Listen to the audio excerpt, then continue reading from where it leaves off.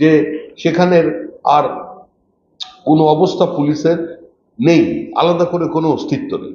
মুখ্যমন্ত্রী আগে বললেন আমি সিবিআই তদন্তের নির্দেশ দিচ্ছি, যদি এর সময়সীমা বেঁধে দিলেন যে এই সময়সীমার মধ্যে সবকিছু কিন্তু শেষ হয়ে যাবে, তারপরে সিবিআই এসে কি তদন্ত করবে।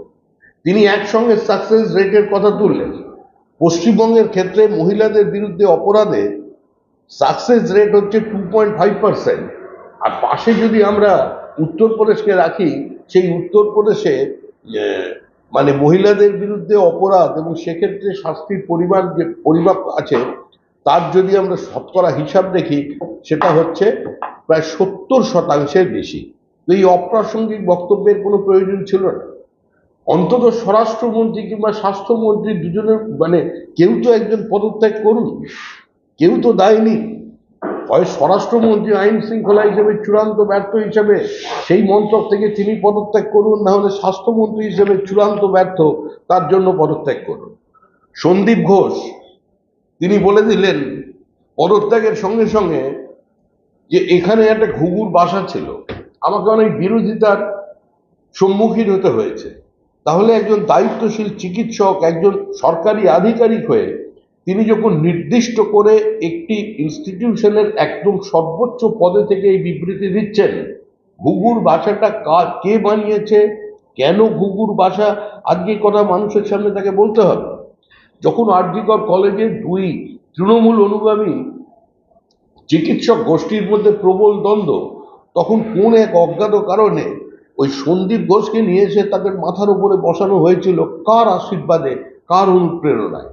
আবার তিনি যখন পদত্যাগ করতে চাইলেন, সম্পূর্ণ সরকারি চাকরি থেকেই তিনি অবসর নিতে চাইলেন বলে বিবৃতি দিলেন, মাত্র 4 ঘন্টার মধ্যে আবার তার পোস্টিং হয়ে গেল। কোন কারণে?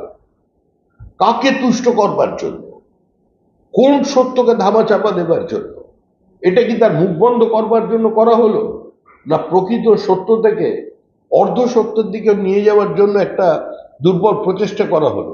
এটাও তার যে মানুষের কাছে প্রশ্ন যাচ্ছে। আমরা চাই এই মর্মান্তিক দুর্ঘটনা, যেখানে হসপিটালের মধ্যে একজন মহিলা চিকিৎসকের কোনো নিরাপত্তা নেই, সেখানে সাধারণ মানুষের নিরাপত্তা পশ্চিমবঙ্গে কোথায় আছে সেটা ভেবে দেখা দরকার। বিভিন্ন সময় অনেক তুচ্ছ কারণে, কখনো রাজনৈতিক প্ররোচনা, কিছু মানুষের মানে চিকিৎসা স্বাস্থ্য সম্পর্কে অজ্ঞতার কারণে বিভিন্ন সময় চিকিৎসকরা বিভিন্ন হামলার সম্মুখীন হন, যেটা অত্যন্ত নিন্দনীয় ঘটনা। কারণ চিকিৎসকদের সমাজে একটা নির্দিষ্ট সম্মান এবং তাদের একটা অবস্থান আছে। কিন্তু আজকে যদি সেই চিকিৎসকই এভাবে আক্রান্ত হয়ে যায়, আর তার মধ্যে সম্পূর্ণভাবে পুলিশ প্রকৃত অপরাধীকে চিহ্নিত করা তো অনেক দূরের কথা, প্রকৃত অপরাধীর নাম আজকে আড়াল করবার চেষ্টা করে, নামটাকে সামনে নিয়ে আসছে না। অভিযোগ কার বিরুদ্ধে, কেন গ্রেপ্তারির সংখ্যা বাড়ছে না?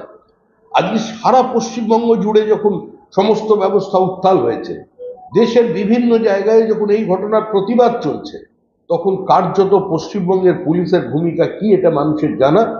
আবার আমরা মহামান্য আদালতকে মানে তাদের কাছে কৃতজ্ঞতা জানাচ্ছি, তাদের রায়কে আমরা স্বাগত জানাচ্ছি।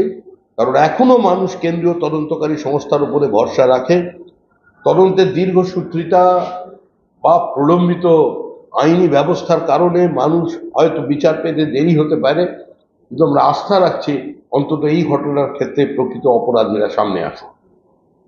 আর কাল আমাদের মিছিল, আবার বলছি, ঠিক দুপুর 2টোর সময় কলেজ স্কোয়ার থেকে শুরু হবে। ভারতীয় জনতা যুব মোর্চা এবং ভারতীয় জনতা মহিলা মোর্চার যৌথভাবে এই মিছিলে অংশগ্রহণ করবেন। আর.জি. কর পর্যন্ত আমাদের মিছিল যাবে। আমরা মাঝখানে কোনো এক সভায় শ্যামবাজার হোক বা আর.জি. করের সামনে হোক, আমরা প্রতিবাদ সভা করব। একটা প্রশ্ন, ঠিক